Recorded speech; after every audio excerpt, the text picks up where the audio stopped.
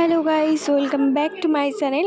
আজকে বর্ষার দিনে খেতে ইচ্ছা করছে খুব ফুচকা, কিন্তু সেটা বাইরে না, ঘরের ফুচকা। তো বাড়িতেই বানাচ্ছি। দেখো, প্রথমে তেঁতুলটা ভিজিয়ে দিয়েছি জলে, আর এইখানে ভাজা মশলা করার জন্য 3টে সরঞ্জাম একসঙ্গে ভাজছি। কি কি ভাজছি বলো তো? শুকনো লঙ্কা, জিরে আর ধনে।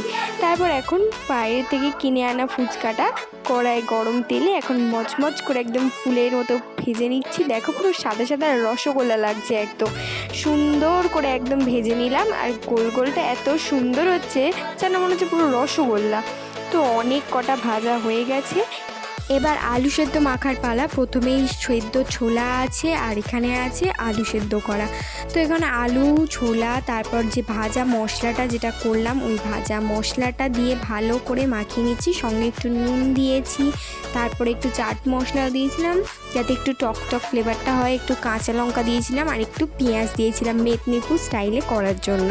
তো সব কিছু দিয়ে সুন্দর করে মেখে নিয়েছি। দেখো, এবার পালা হচ্ছে সব থেকে ফেভারিট জিনিস আমার, টক জলটা মাখার পালা। তো প্রথমেই তেঁতুলটাকে গুলে নিয়ে জল দিয়ে মেখে নিচ্ছি। আমার তো বলতে বলতেই এখন মুখে জল চলে আসছে, সে কি বলবো। তারপর দেখতেই পাচ্ছ একটু চাট মশলা দিয়ে দিচ্ছি টক ফ্লেভারের জন্য। তারপর দিয়ে দিলাম জলজিরা, তারপর একটু সামান্য নুনও দিয়েছিলাম। জলজিরা তোমাদের পরিমাণ যতটা ইচ্ছা ততটাই দিতে পারো, যত টক হবে তত ভালো লাগবে। তো এবার ফুচকাটা খাওয়ার পালা। আর খেতে না, সত্যি বলছি, দুর্দান্ত হয়েছিল, পুরো বাইরের দোকানের মতো। চলো টাটা, দেখা হচ্ছে নেক্সট ভিডিওয়ে।